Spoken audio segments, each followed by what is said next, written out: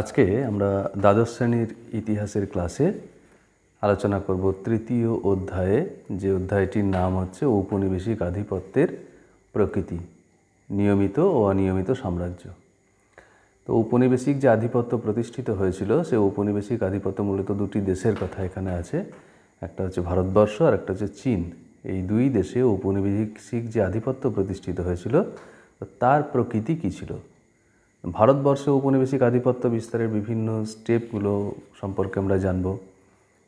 সিরাজের সাথে বিরোধের পরিণতিতে পলাশির যুদ্ধের পর বক্সারের যুদ্ধে জয়লাভ করার মধ্যে দিয়ে দেওয়ানি লাভ কিভাবে করেছিল, এবং দেওয়ানি লাভ করার পর তার পরবর্তীকালে বিভিন্ন যে চার্টার অ্যাক্ট, সনদ আইন, কোম্পানিকে নিয়ন্ত্রণ করার এবং এদেশে শাসন ব্যবস্থাকে সুগঠিত করার জন্য, সুদৃঢ় করার জন্য যে আমলাতান্ত্রিক ব্যবস্থা বা পুলিশি ব্যবস্থার প্রবর্তন করা হয়েছিল, তো সেগুলোর চরিত্র প্রকৃতি কীরকম ছিল, কীভাবে সেগুলো গঠন করা হয়েছিল।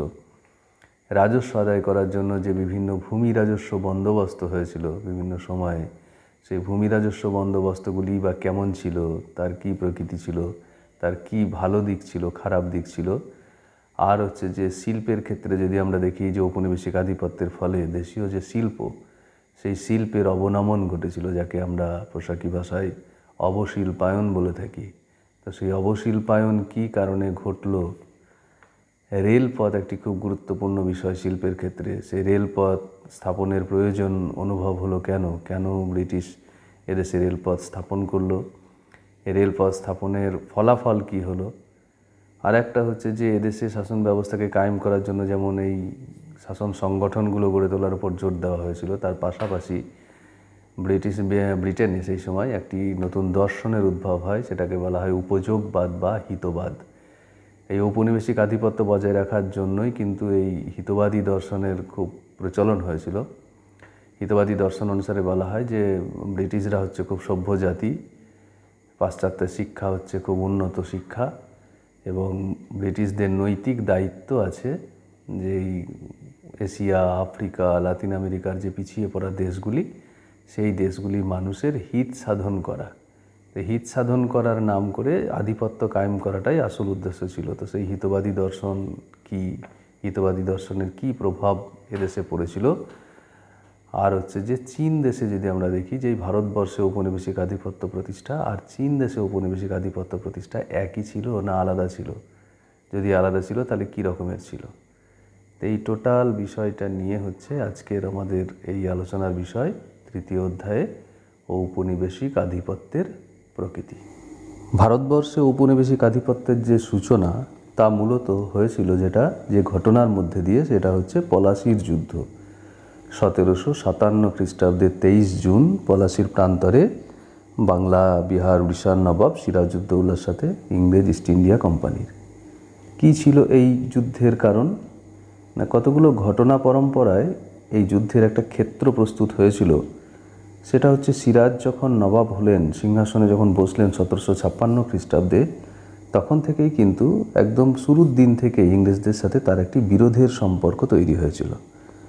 সেই সময় চিরাচরিত প্রথা ছিল যে কোনো নবাব যখন সিংহাসনে বসবেন, তখন তাকে উপযুক্ত উপঢৌকন বা নজরানা দেওয়া হবে বা একটা সম্মান জানানো হবে।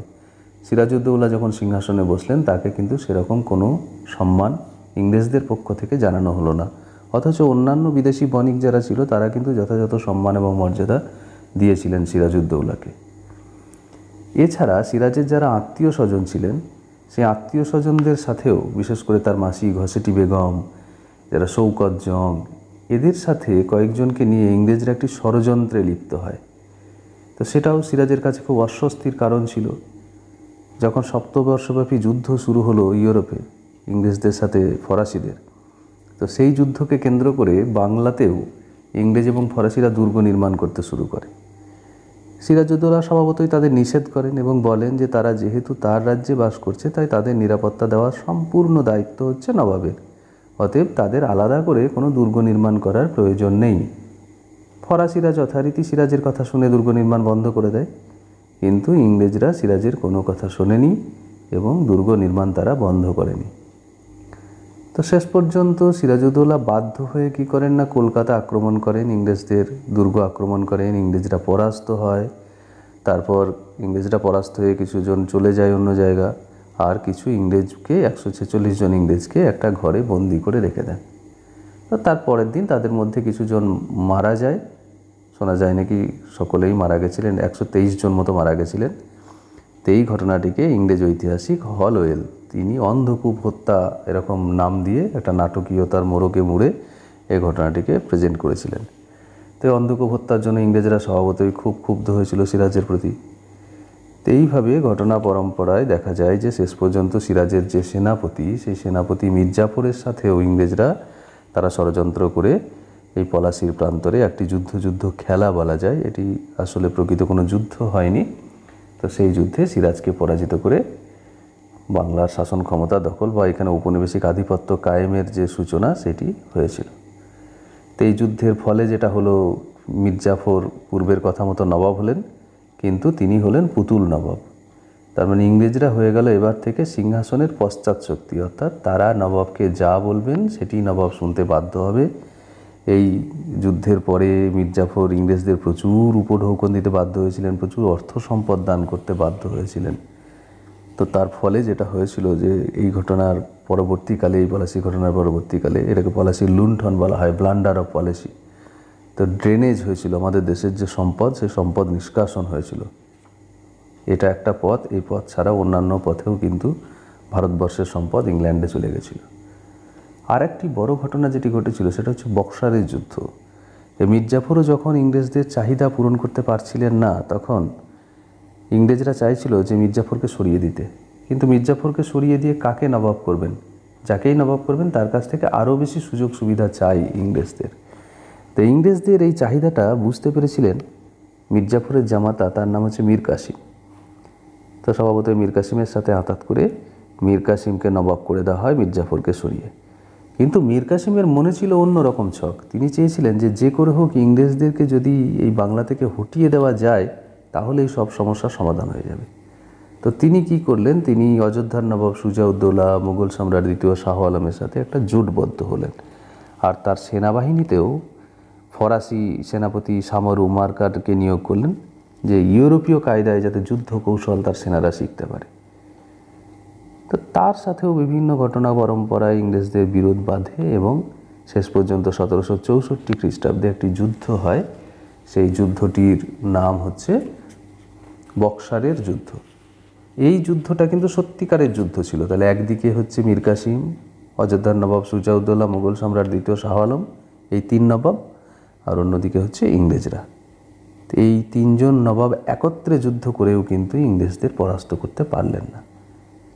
এই যুদ্ধের ফলাফল যেটা হলো, ইংরেজরা জয়ী হলো, মীর কাসিম পরাজিত হলেন, মীর কাসিমের জোট পরাজিত হলো।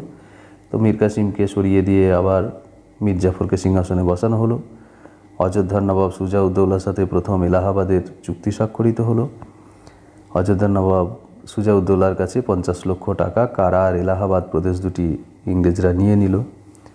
মুঘল সম্রাট দ্বিতীয় শাহ আলমের সাথে আর একটি এলাহাবাদের চুক্তি স্বাক্ষরিত হলো, তা দ্বিতীয়। তাকে এই চুক্তির মধ্যে দিয়ে কারাহার, এলাহাবাদ প্রদেশ দুটি দিয়ে দেওয়া হলো। তার বিনিময়ে যেটা হলো সবথেকে গুরুত্বপূর্ণ ঐতিহাসিক ঘটনা, সেটা হচ্ছে বাংলা, বিহার এবং উড়িষ্যার এই তিনটি জায়গা রাজস্ব আদায়ের দায়িত্ব, অধিকার, যেটাকে দেওয়ানি বলা হয়, সেই দেওয়ানি অধিকার কিন্তু ইংরেজরা লাভ করলো। তাহলে বক্সারের যুদ্ধে পরাজয়ের মধ্যে দিয়ে ইংরেজরা পলাশির যুদ্ধে যে সূচনাটি করেছিল তার আরও এক ধাপ এগিয়ে গেল, রাজস্ব আদায়ের সম্পূর্ণ অধিকার এবার নিজেদের হাতে তুলে নিল। এই দেওয়ানি লাভের ফলে একটা অদ্ভুত ধরনের শাসন ব্যবস্থা বাংলায় প্রবর্তিত হয়েছিল, যেটিকে বলা হয় দ্বৈত শাসন ব্যবস্থা। এটি কি না, দ্বৈত শাসন ব্যবস্থা হচ্ছে ইংরেজরা রাজস্ব আদায়ের সব অধিকার পেল, কিন্তু তাদের কোনো দায়িত্ব থাকলো না।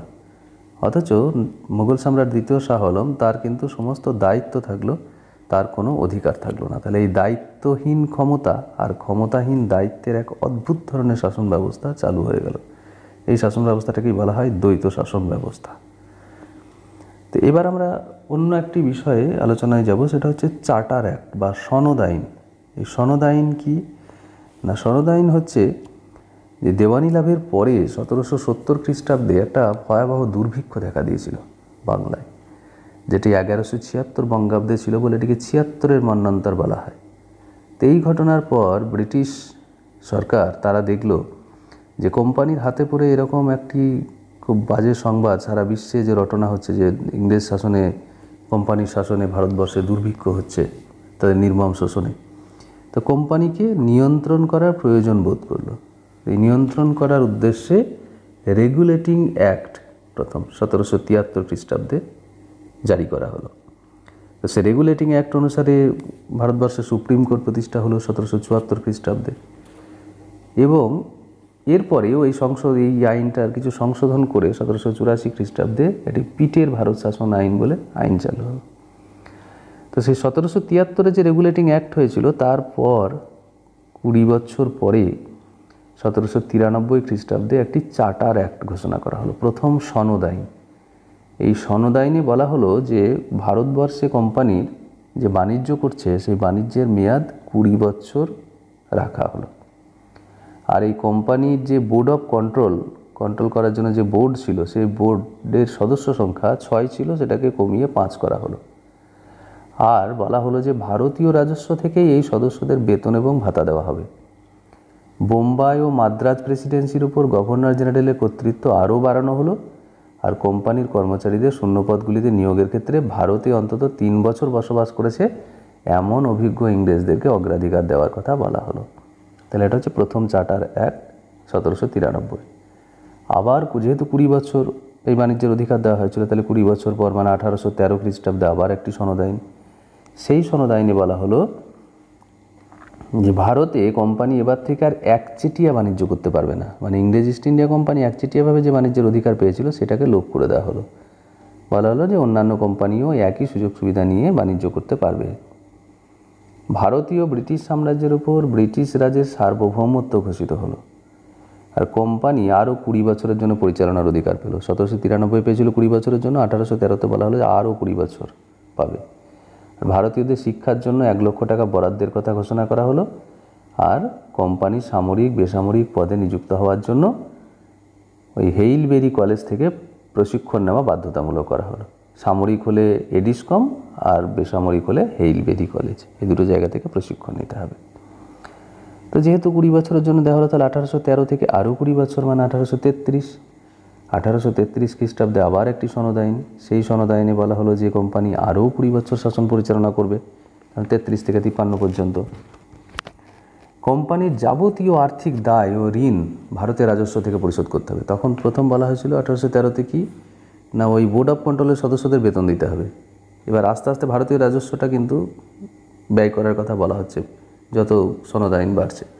এখানে বলা হলো যে ঋণ হবে সেই ঋণটাও রাজস্ব থেকে পরিশোধ করতে হবে, আর যত রকমের আর্থিক দায় দায়িত্ব আছে সব কিছু ভারতের রাজস্ব থেকে। আর বোর্ড অফ কন্ট্রোলের সভাপতি ভারত বিষয়ক মন্ত্রী হিসেবে ব্রিটিশ মন্ত্রিসভায় স্থান পাবেন। এই বোর্ড অফ কন্ট্রোলের যিনি সভাপতি হবেন। বাংলার যিনি গভর্নর জেনারেল তিনি এখন থেকে ভারতের গভর্নর জেনারেল বলে বিবেচিত হবেন। তো এই আইন অনুসারে লর্ড উইলিয়াম বেন্টিং তিনি যেহেতু বাংলার গভর্নর ছিলেন, তিনি এখন হয়ে গেলেন ভারতের গভর্নর জেনারেল।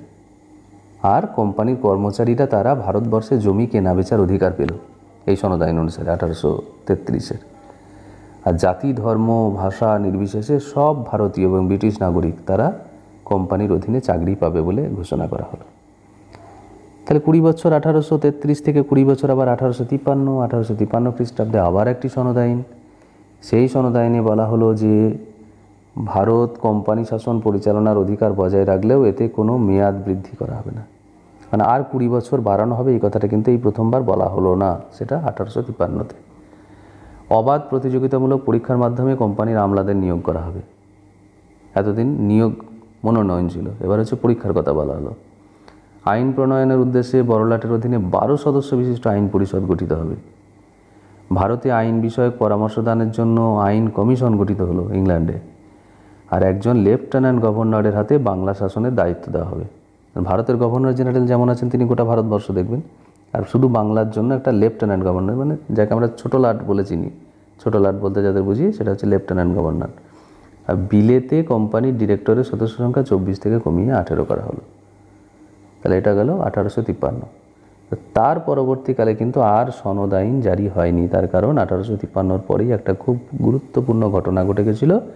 সেই ঘটনাটা হচ্ছে 1857 খ্রিস্টাব্দে একটা বিদ্রোহ হয়েছিল। 1857 বিদ্রোহ, যাকে সিপাহী বিদ্রোহ বা জাতীয় বিদ্রোহ বা মহাবিদ্রোহ এরকম বিভিন্ন নামে ডাকা হয়। তো 1857 বিদ্রোহের পরেই কিন্তু কোম্পানির হাত থেকে শাসনভার সরাসরি ব্রিটিশ সরকারের হাতে চলে যায়।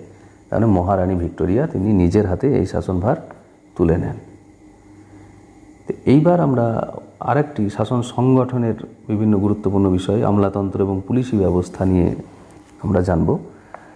আমলাতন্ত্র কি না? আমলাতন্ত্র হচ্ছে যে একটা রাষ্ট্রের যে শাসন বিভাগ, সেই শাসন বিভাগে দুটো পার্ট থাকে। একটা হচ্ছে রাজনৈতিক পার্ট আর একটা হচ্ছে অরাজনৈতিক পার্ট। রাজনৈতিক পার্টটা হচ্ছে অস্থায়ী, মানে এখন ধরো বর্তমান দিনের কথা যদি আমরা ভাবি, তাহলে যে জনপ্রতিনিধিদের আমরা নির্বাচিত করছি 5 বছরের জন্য, তারা হচ্ছে যদি সরকার গঠন করে তাহলে তারা যে শাসন কার্য পরিচালনা করছে সেটা 5 বছরের জন্য, অস্থায়ী। আর স্থায়ী একটা কাঠামো কিন্তু আর থাকে। সেই স্থায়ী কাঠামো যারা পরিচালনা করেন তাদেরকে বলা হয় আমলা, বা এরা হচ্ছে শাসন বিভাগের অরাজনৈতিক পার্ট। তো সেই স্থায়ী কাঠামো কি? স্থায়ী কাঠামো হচ্ছে বিভিন্ন ধরনের সচিব, যেমন ধরো বিডিও, এসডিও, ডিএম, তাদেরকে সহযোগিতা করার জন্য আরও বিভিন্ন দপ্তরের অফিসার, ক্লার্ক, এই সমস্ত, এই টোটাল স্ট্রাকচারটাকে বলা হয় আমলাতন্ত্র। তো ভারতবর্ষে কিন্তু 1786 খ্রিস্টাব্দে যখন ওই কর্নওয়ালিস তিনি যখন বড়লাট হয়ে এলেন, তখন তিনি এই ভারতবর্ষে এটার উদ্যোগ গ্রহণ করলেন। তিনি কর্নওয়ালিস কোড নামে একটা আইন বিধি চালু করলেন, আর ভারতীয় সিভিল সার্ভিসেরও প্রবর্তন করেছিলেন লর্ড কর্নওয়ালিস। তার পরবর্তীকালে 1800 খ্রিস্টাব্দে বড়লাট লর্ড ওয়েলেসলি তিনি ফোর্ট উইলিয়াম কলেজ প্রতিষ্ঠা করলেন, যে ব্রিটিশ যারা আমলা তারা কাজে নিযুক্ত হওয়ার পরে এখানে 3 বছরের প্রশিক্ষণ নেবে। এটা লর্ড ওয়েলেসলির আমলে ঠিক হয়েছিল। তারপর যোগ্যতা নির্ণয়ের জন্য পরীক্ষা, যেটা তোমাদের চার্টার অ্যাক্টে বলা হলো 1833-এ, যে প্রতিযোগিতামূলক পরীক্ষায় পাস করতে হবে, পাস না করলে কোনোভাবেই আমলাতন্ত্রে যোগ দেওয়া যাবে না।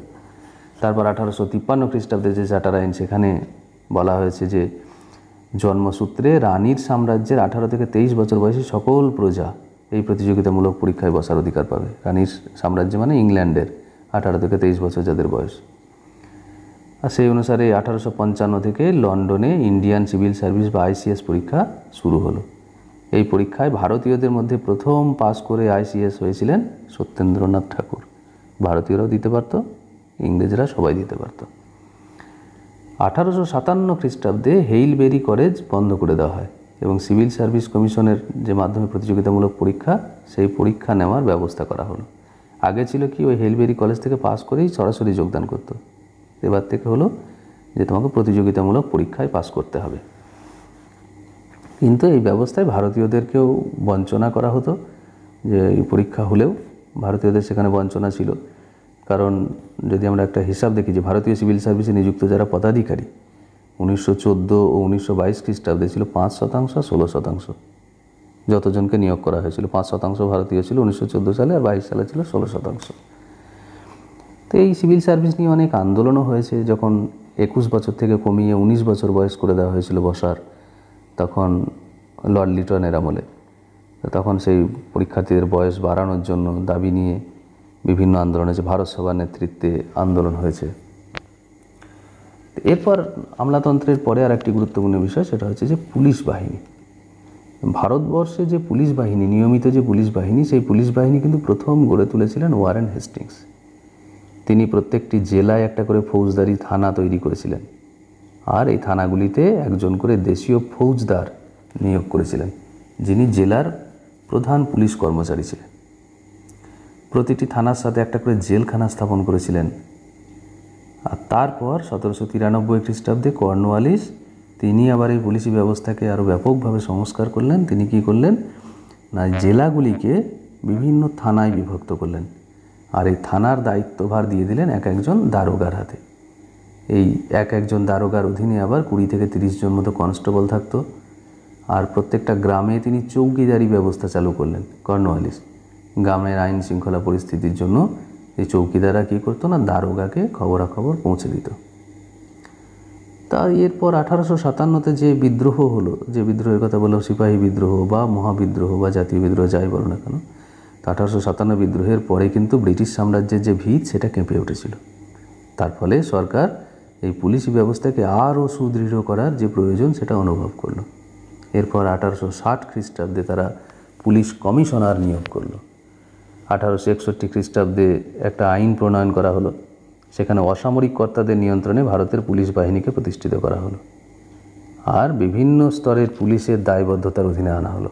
বিভিন্ন স্তরের যে পুলিশ, তাদের একজনকে আর একজনের অধীনে নিয়ে আসা হলো। অধস্থান পুলিশ বাহিনী ডিস্ট্রিক্ট সুপারিনটেন্ডেন্ট অফ পুলিশ বা ডিএসপির কাছে, আবার ডিএসপি তিনি ইন্সপেক্টর জেনারেল ও জেলা কালেক্টরের কাছে, আর জেলা কালেক্টররা হচ্ছে প্রাদেশিক সরকারের কাছে দায়বদ্ধ থাকবে, একথা বলা হলো। মানে এই দায়বদ্ধতা কিন্তু তৈরি হলো। তো আমলাতন্ত্রে যেমন ভারতীয়দের প্রতি বঞ্চনা ছিল, এই পুলিশ বাহিনীতেও কিন্তু ভারতীয়দের প্রতি সেরকম বঞ্চনা ছিল। কারণ ভারতীয়দের এই পুলিশের উচ্চ পদগুলিতে নিয়োগ করা হতো না, শুধুমাত্র নিম্ন যে পদ, কনস্টেবল, সিপাহী, এই সমস্ত পদগুলোতে ভারতীয়দের নিয়োগ করা হতো। আর 1902 খ্রিস্টাব্দ থেকে শিক্ষিত ভারতীয় যারা তারা পুলিশ বাহিনীর উচ্চ পদে নিয়োগের সুযোগ পেয়েছিল, কিন্তু বাস্তবে যেটা হয়েছিল সেটা হচ্ছে পদমর্যাদার ইউরোপীয়রা যেখানে শুরু করতেন, ভারতীয়দের চাকরি জীবন শেষ হতো সেখান থেকে। মানে সেই জায়গায় তারা সেই প্রমোশন পেতেন না সঠিকভাবে। ইউরোপীয়রা যেভাবে প্রমোশন পেত, ভারতীয়রা কিন্তু সেই প্রমোশন তারা পেত না। এইবার আর একটি পার্ট যেটা আলোচনা করব সেটা হচ্ছে ভূমি রাজস্ব ব্যবস্থা। ভূমি রাজস্ব ব্যবস্থা মানে সেই যে 1765 খ্রিস্টাব্দে দেওয়ানি লাভ করলো, তো দেওয়ানি লাভ করার পরে তারপর কিভাবে রাজস্ব আদায় হবে সেই নিয়ে নানান পরীক্ষা নিরীক্ষা হয়েছিল।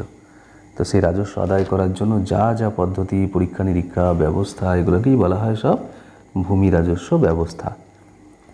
তো ওয়ারেন হেস্টিংস তিনি 1772 খ্রিস্টাব্দে যে প্রথম উদ্যোগটা গ্রহণ করেছিলেন সেটা হচ্ছে একটা ভ্রাম্যমাণ কমিটি গঠন করেছিলেন। এবং এই কমিটির কাজ ছিল যে একজন ইজারাদার নিয়োগ করা। ইজারাদার মানে মধ্যস্বত্বভোগী একজন ব্যক্তিকে ঠিক করা। তার কাজ কি না, যে ব্যক্তি কোম্পানিকে সর্বোচ্চ পরিমাণ রাজস্ব দিতে রাজি হবে।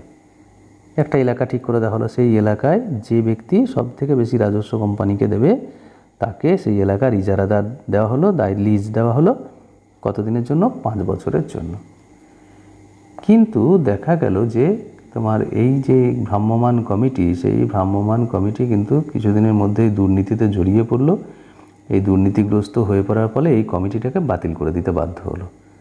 তাহলে 1772 খ্রিস্টাব্দে গঠন হয়েছিল, 1773 খ্রিস্টাব্দে এই কমিটিটাকে বাতিল করে দিয়ে নতুন করে একটি রাজস্ব বোর্ড গঠন করা হলো, যেটাকে বলা হয় বোর্ড অব রেভিনিউ। এরপরেও আবার 1776 খ্রিস্টাব্দে আর একটা কমিশন গঠন করা হয়েছিল। সে কমিশনটার নাম হচ্ছে আমিনি কমিশন। এই আমিনি কমিশনের সুপারিশ অনুসারে প্রাদেশিক কাউন্সিলগুলির অবসান ঘটিয়ে কালেক্টর পদ চালু করা হয় এবং কালেক্টরদের হাতে জেলা প্রশাসনের যাবতীয় দায় দায়িত্ব অর্পণ করা হয়। এইভাবে 5 সালা যে বন্দোবস্ত, 5 বছরের জন্য যে বন্দোবস্ত বা ইজারাদারি বন্দোবস্ত, সেটিকে তুলে দেওয়া হয়। তুলে দিয়ে নতুন করে 1777 খ্রিস্টাব্দে একটি বন্দোবস্ত করা হয়, সেটা হচ্ছে যে 1 সালা বন্দোবস্ত বা 1 বছরের জন্য বন্দোবস্ত দেওয়া হবে। যে বছর রাজস্ব দিতে পারবে না সে বছরই তার কাছ থেকে সেই অধিকার কেড়ে নেওয়া হবে। তো এরপর কর্নওয়ালিস যখন বড়লাট হয়ে এলেন 1786 খ্রিস্টাব্দে, তখন তিনি এদেশে একটি এই রাজস্ব ব্যবস্থার ক্ষেত্রে খুব গুরুত্বপূর্ণ পদক্ষেপ গ্রহণ করলেন। সেই পদক্ষেপটার নাম হচ্ছে চিরস্থায়ী বন্দোবস্ত। অর্থাৎ তিনি বললেন যে কোনো এলাকার এই টোটাল রাজস্ব আদায়ের দায়িত্ব তাকেই দেওয়া হবে, যিনি কোম্পানিকে একটা নির্দিষ্ট পরিমাণ রাজস্ব একটি নির্দিষ্ট দিনে সূর্যাস্তের পূর্বে জমা দিতে পারবেন। এবং তিনি যদি জমা যতদিন দিয়ে যেতে পারবেন, 5 বছর, 1 বছর, 10 বছরের জন্য নয়, চিরস্থায়ীভাবে সেই অধিকার তিনি ভোগ করবেন, এই জমিদারি তিনি ভোগ করবেন। তো যেহেতু যতদিন দিয়ে যেতেবেন ততদিন অধিকার ভোগ করবেন, তাই এটাকে বলা হয় চিরস্থায়ী বন্দোবস্ত। চিরস্থায়ী বন্দোবস্তের আগে কিন্তু 10 বছরের জন্য একটি বন্দোবস্ত ছিল। তো তখনই কর্নওয়ালিস উপলব্ধি করলেন যে 10 বছরটাকে যদি পাকাপাকিভাবে বন্দোবস্ত করে দেওয়া হয়। এই পাকাপাকি বন্দোবস্ত করার ফলে কি হলো না, পাকাপাকি বন্দোবস্ত করার ফলে যারা জমিদারি পেল তাদের উৎখাত হওয়ার ভয় থাকলো না। সে দেখলো যে আমি যদি নির্দিষ্ট দিনে রাজস্ব জমা দিতে পারি তাহলে আমি বংশ পরম্পরায় এই অধিকার ভোগ করতে পারবো। তার ফলে কৃষির উন্নতির দিকে তারা মন দিল। সেই জমিদাররা ব্রিটিশদের একটা অনুগত শ্রেণী সৃষ্টি হলো, অনুগত শ্রেণীতে পরিণত হলো। আর ব্রিটিশদেরও বাজেট তৈরি করা সুবিধা হলো, কারণ তারা তো জানতো যে আমার এই পরিমাণ রাজস্ব একটা নির্দিষ্ট দিনে আসবে। তো এইভাবে কিন্তু চিরস্থায়ী বন্দোবস্ত তারা মধ্যস্বত্বভোগী যে অবসান ঘটিয়েছিল, কৃষকদের দুরবস্থা কিছুটা হলেও সুফলতা এনে দিয়েছিল, কিন্তু সেটিও সম্পূর্ণ যে ত্রুটিমুক্ত ছিল তা ছিল না। এখানেও যে সরকারের লোকসান হতো, মাঝে মধ্যে সেই দিনে রাজস্ব জমা পড়তো না, ডাকাতি হতো, কখনো কখনো রাজস্ব নিয়ে গিয়ে জমা দিতে যাচ্ছে, তখন মাঝপথে ডাকাতি হয়ে গেল, তো সেই রাজস্বটা তাদের চটে যেত। কৃষকদেরও দুরবস্থা হতো। পরবর্তীকালে মধ্যস্বত্বভোগীর আবির্ভাব হওয়ার ফলে কৃষকের দুরবস্থা আরও বেড়েছিল। এছাড়াও আরও দুটি গুরুত্বপূর্ণ বন্দোবস্ত ছিল, সেটা হচ্ছে একটা রায়তওয়ারি, একটি মহলওয়ারি। ভারতের দক্ষিণ এবং দক্ষিণ পশ্চিমে রায়তওয়ারি নামে একটি নতুন বন্দোবস্ত করা হয়েছিল। রায়তওয়ারি মানে সরাসরি, রায়ত মানে কৃষক, তাই কৃষকের সাথে সরাসরি বন্দোবস্ত। আর একটি মহলওয়ারি বন্দোবস্ত নামে একটি বন্দোবস্ত চালু হয়েছিল, সেটা হচ্ছে উত্তর পশ্চিম মধ্য ভারতে কিছু অঞ্চলে। সেখানে মহলওয়ারি, মহল মানে হচ্ছে একটি এলাকা, তালুক বা এলাকা, তো সেই গোটা মহলের একজনকে দায়িত্ব দেওয়া হতো যে কত পরিমাণ রাজস্ব আদায় করতে হবে, তিনি রাজস্ব আদায় করে ব্রিটিশদেরকে দিতেন, তো তাকে মোড়ল বলা হতো। তো এইভাবে ব্রিটিশের যে বিভিন্ন ভূমি রাজস্ব ব্যবস্থা, সেটি কিন্তু এই বিভিন্ন পদ্ধতির মধ্যে দিয়ে এগিয়েছিল। এরপর হচ্ছে অবশিল্পায়ন। অবশিল্পায়ন কেন হলো না, অবশিল্পায়ন হচ্ছে যে ব্রিটিশের যে শিল্পনীতি, অষ্টাদশ শতকে ইংল্যান্ডে শিল্প বিপ্লব হলো। শিল্প বিপ্লব হওয়ার ফলে সস্তায় বিভিন্ন পণ্য সেটা ভারতবর্ষে পৌঁছলো। ভারতবর্ষের যে কাপড়ের চাহিদা ছিল সুতি বস্ত্রের বিদেশে, সেই তার উপর চড়া হারে শুল্ক চাপিয়ে দেওয়া হলো। তার ফলে কি হলো না, তার কদর কমে গেল। আবার ভারত থেকে প্রচুর পরিমাণ কাঁচামাল সস্তায় ব্রিটিশরা নিয়ে চলে যাওয়ার জন্য আমাদের দেশীয় যারা শিল্পী কারিগর, তারা কিন্তু সস্তায় আর কাঁচামাল পেল না। তাহলে একদিকে কাঁচামালের অভাব, অন্যদিকে হচ্ছে বৈষম্যমূলক শুল্ক নীতি, তারপর ইংল্যান্ডে শিল্প বিপ্লব, সস্তা পণ্যে বাজার ছেয়ে যাওয়া, এই সমস্ত কারণে কিন্তু ভারতবর্ষের যে প্রচলিত শিল্প, সেই শিল্পের অবসান হলো। আর নতুন করে কোনো শিল্প সেভাবে গড়ে ওঠেনি। এরপর একটি গুরুত্বপূর্ণ পদক্ষেপ ছিল, সেটা হচ্ছে রেলপথ। রেলপথ কেন স্থাপন করা হয়েছিল না, রেলপথ স্থাপন করা হয়েছিল ব্রিটিশে যে বিভিন্ন বন্দরে পণ্য সামগ্রী আসতো, উৎপাদিত পণ্য সামগ্রী ব্রিটেন থেকে, তো সেইগুলো দ্রুত যাতে দেশের বিভিন্ন জায়গায় পৌঁছে দেওয়া যায়, বা ভারতবর্ষের বিভিন্ন স্থান থেকে কাঁচা মাল সেটা যাতে খুব দ্রুত বন্দরে নিয়ে চলে আসা যায়, বা ভারতবর্ষে কোথাও কোনো বিদ্রোহের আশঙ্কা দেখা দিলে সেটি দমন করার জন্য সৈন্যবাহিনী যাতে খুব দ্রুত সেখানে পাঠিয়ে দেওয়া যায়, তো সেই জন্য রেলপথ স্থাপন করা হয়েছিল লর্ড ডালহৌসির আমলে 1853 খ্রিস্টাব্দে। তোমরা জানো, প্রথম বোম্বে থেকে থানে পর্যন্ত এই রেলপথ স্থাপন হয়েছিল, এবং এই রেলপথ প্রথমে কোম্পানিকে দায়িত্ব দেওয়া হয়েছিল। সেই কোম্পানিকে ভারতীয় রাজস্ব থেকেই কিন্তু তাদের গ্যারান্টি প্রথার একটা নামে একটি প্রথা চালু হয়েছিল, সেখানে তাদের সুদ দেওয়া হতো, মানে তাদের যাতে কোনো লোকসান না হয় সেই জন্য। তাতে কিন্তু ভারতবর্ষের অর্থনীতি ক্ষতিগ্রস্ত হয়েছিল। আরেকটা যেটা হিতবাদ তোমাদের বলছিলাম, যে এই হিতবাদী দর্শনের একজন প্রবক্তার নাম হচ্ছে মেকলে। তো মেকলে তিনি বলতেন যে ভারতীয়দের উন্নতি সাধন হচ্ছে ব্রিটিশদের কর্তব্য, এবং সেই কর্তব্য থেকেই তারা এই হিত সাধন করতে চান। কিন্তু এই হিত সাধন করতে গিয়ে তারা ভারতের যে ঐতিহ্য, ভারতের ইতিহাস, এই সমস্ত কিছুকে অস্বীকার করে তাদের মতো করে তারা যুগ বিভাজন করেছেন। ভারতের যুগকে হিন্দু যুগ, মুসলিম যুগ এবং খ্রিস্টান যুগ নামে অভিহিত করেছেন, যেটি ধর্মের ভিত্তিতে কিন্তু ভাগ করলে তারা কখনোই খ্রিস্টান যুগ বললেন না, যে হিন্দু যুগ, মুসলিম যুগ, খ্রিস্টান যুগ তা বললেন না। হিন্দু যুগ, মুসলিম যুগ, ব্রিটিশ যুগ, অর্থাৎ ব্রিটিশরা কত উন্নত সেটা বোঝানো তাদের হচ্ছে সবসময় চেষ্টার মধ্যে ছিল। ভারতবর্ষে পাশ্চাত্য শিক্ষা প্রবর্তন করতে গিয়েও তিনি বললেন যে ইংল্যান্ডের একতাক ভর্তি বইতে যা জ্ঞান আছে, সমগ্র ভারতবর্ষের সমস্ত সাহিত্য এক জায়গা করলেও সেই জ্ঞানের সমতুল্য হবে না। তাহলে এইভাবে কিন্তু অপমানের মধ্যে দিয়ে হিত সাধন করার চেষ্টা করেছিলেন। এই হিতবাদী দর্শনের একজন প্রবক্তা ছিলেন মেকলে। এরপর চীনে ঔপনিবেশিক আধিপত্য কীভাবে প্রতিষ্ঠিত হয়েছিল। ভারতবর্ষে তো আমরা সেই দেখলাম পলাশি যুদ্ধের পর থেকে যুদ্ধের মধ্যে দিয়ে হলো। চীনে কিন্তু প্রথম দিকে ক্যান্টন নামক একটি বন্দর ছিল, সেই বন্দরের বাইরে বিদেশি কোম্পানি যারা, তারা পণ্য সামগ্রী নিয়ে যেতে পারতো না। তারা ক্যান্টন বন্দরে আসতো, সেখানে কোহাং নামক বণিক গোষ্ঠী ছিল, তাদের হাতে মালপত্র তুলে দিতে হতো, তারা সেগুলি চীনে বিক্রি করে আবার ক্যান্টন বন্দরে এসে পৌঁছে দিত। তো এই সিস্টেমটাকে বলা হতো ক্যান্টন বাণিজ্য। তার পরবর্তীকালে কিন্তু ওই আফিমকে কেন্দ্র করে ইংল্যান্ড আফিম রপ্তানি করতে শুরু করে। আফিমকে কেন্দ্র করে দুটি যুদ্ধ হয়, প্রথম আফিমের যুদ্ধ, দ্বিতীয় আফিমের যুদ্ধ। প্রথম আফিমের যুদ্ধ বা প্রথম ইঙ্গো-চীন যুদ্ধ, আবার দ্বিতীয় আফিমের যুদ্ধ বা দ্বিতীয় ইঙ্গো-চীন যুদ্ধ। প্রথম আফিমের যুদ্ধে চীনের মাঞ্চু সরকার পরাজিত হয় এবং নানকিংয়ের সন্ধি স্বাক্ষর করতে বাধ্য হয়। এই নানকিংয়ের সন্ধি স্বাক্ষর করার মধ্যে দিয়ে 5টি বন্দর বিদেশিদের কাছে উন্মুক্ত করে দিতে বাধ্য হন। আর তারপরে দ্বিতীয় ইঙ্গো-চীন যুদ্ধে পরাজয়ের মধ্যে দিয়ে আরও 11টি বন্দর বিদেশিদের কাছে উন্মুক্ত করে দিতে বাধ্য হন। তাহলে প্রথমেই কিন্তু বিদেশি বণিকরা তারা চীনের অভ্যন্তরে প্রবেশ করতে পারেনি। এই দ্বিতীয় ইঙ্গো-চীন যুদ্ধে যখন চীন সম্রাট পরাজিত হলো, তখন মার্কিন পররাষ্ট্র সচিব জন হে তিনি একটি নীতি ঘোষণা করলেন, তার নাম হচ্ছে মুক্তদ্বার নীতি। মানে এবার যে কোনো বিদেশি শক্তি তারা ইচ্ছা করলে চীনে বাণিজ্য করতে পারে।